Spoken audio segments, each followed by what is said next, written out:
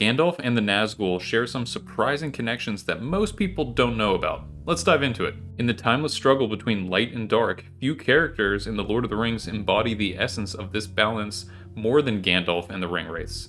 Gandalf, being of divine origin, chooses to walk among mortals to aid them, guiding them towards hope, wisdom, and courage. In stark contrast, the Nazgûl are lost to the very essence of fear and death. Creatures who were once kings, now stripped of their humanity, bound to the will of the Dark Lord. Yet both are bound to the same struggle, one fighting for the preservation of life, and the other seeking to impose eternal darkness. First, let's look at their sources of power: immortality versus corruption. Gandalf's power originates from his nature as Maya, one of the Ainur, immortal spirits created by Eru Ilúvatar before the shaping of the world. As a Maya, Gandalf is an elemental force, capable of immense power and wisdom, though he has willingly confined himself to a human form in order to guide and advise the free peoples of Middle-earth. Gandalf's strength, however, is not derived from mere physical prowess or magical displays.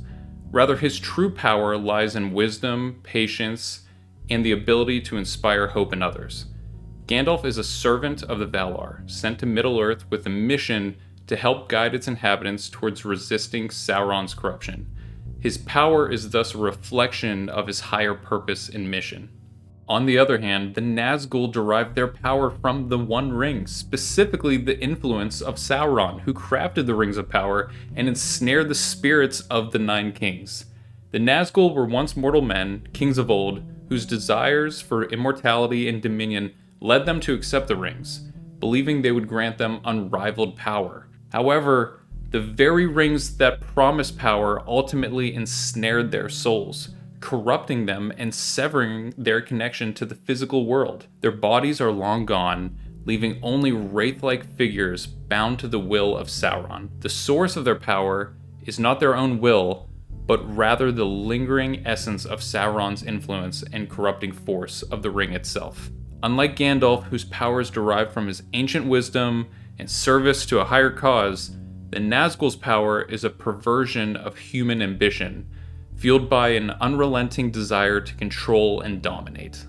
Gandalf's immortality is part of the eternal fabric of the universe, and his existence is not bound by time, decay, or the physical limitations that govern mortal beings. His power and existence are not contingent upon anything in Middle-earth. They transcend the world itself. It's intrinsic to his nature as a servant of the Valar. When Gandalf dies in his battle with the Balrog, it is not the end of his existence. Rather, he is sent back by the Valar to fulfill his purpose, now as Gandalf the White.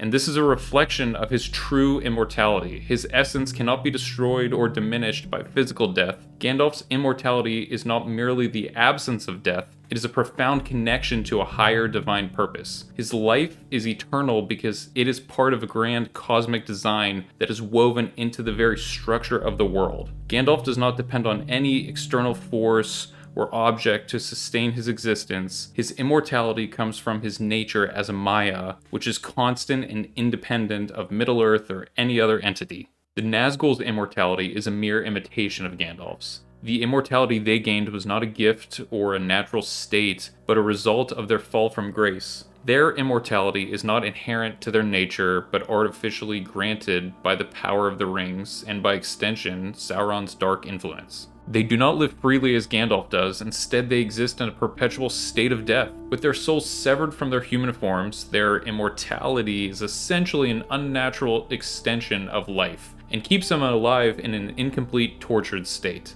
They are not truly alive in the way that Gandalf is. They are not beings with free will or independent purpose. They are bound by the power of the ring and enslaved to Sauron's will, existing only to serve him and carry out his commands. Their immortality is not a blessing but a curse. Unlike Gandalf, the Nazgûl's immortality is hollow and dependent on another. Another way they're connected is by what they're trying to achieve: freedom versus domination. Gandalf's primary objective throughout The Lord of the Rings is the preservation of freedom in Middle-earth, specifically through the destruction of the One Ring. He works toward freeing Middle-earth from the yoke of tyranny, and Gandalf's goal is not to seek personal power, but rather to guide others toward defeating the Dark Lord. His mission is one of collective liberation, working through the people of Middle-earth to achieve a victory that cannot be claimed by any single individual. The Nazgûl, by comparison, seek complete domination, not only over Middle-earth, but over the very wills of its inhabitants. Their primary goal is to bring all free peoples under Sauron's rule, serving as his instruments of fear and oppression.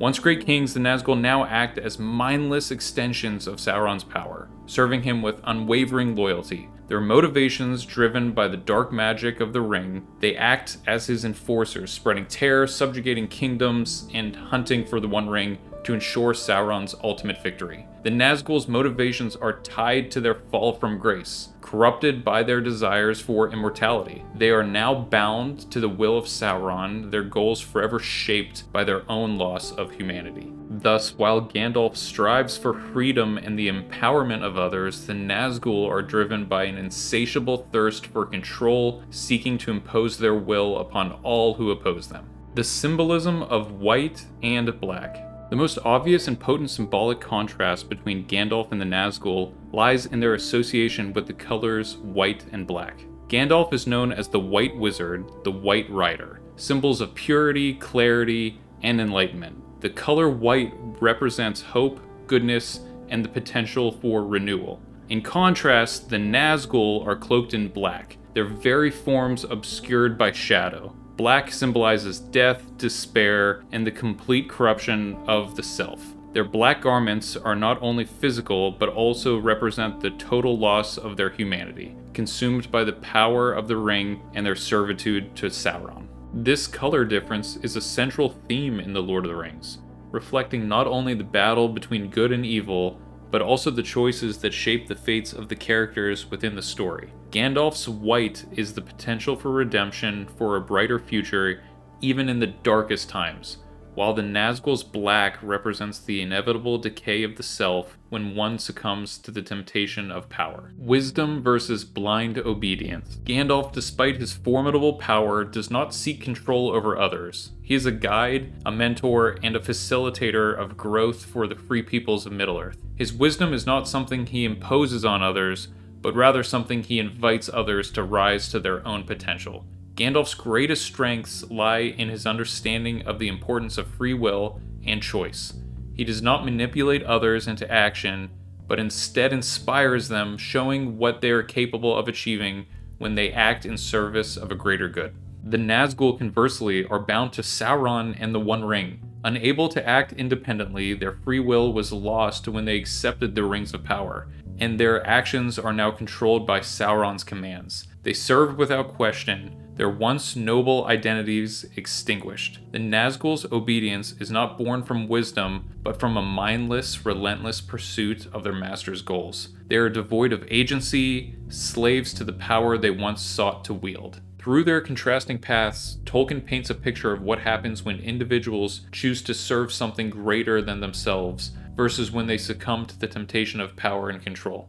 Gandalf's power lies in his wisdom, restraint, and understanding of the necessity of hope, while the Nazgûl's power lies in their ability to instill fear and domination. This tension between selfless service and the corruption of power is a reflection of real-world struggles that have played out throughout history and continue to do so today. In our modern political world, we often see the impact of these two opposing forces in political leadership, social movements, and the corporate power structures we see. Leaders like Gandalf, though rare, embody qualities of selflessness, integrity, and the ability to inspire positive change. They focus not on personal gain, but on the well-being of others. This is evident in leaders who seek to uplift communities, defend justice, and promote equality. Their power does not lie in fear or control, but in the capacity to unite people through shared values and common purpose. On the other hand, the allure of power and control symbolized by the Nazgûl remains ever present in the world today. We witness the rise of authoritarian regimes, corporate monopolies, and social influencers who prioritize personal power and wealth over the collective good. These individuals or groups often use fear, misinformation, and manipulation to maintain dominance. Much like the Nazgûl, whose very presence instills dread, in this world, power is not about leadership, but about subjugating others to maintain control. So thanks for watching. Remember to like, comment, and subscribe, and I'll see you in the next one.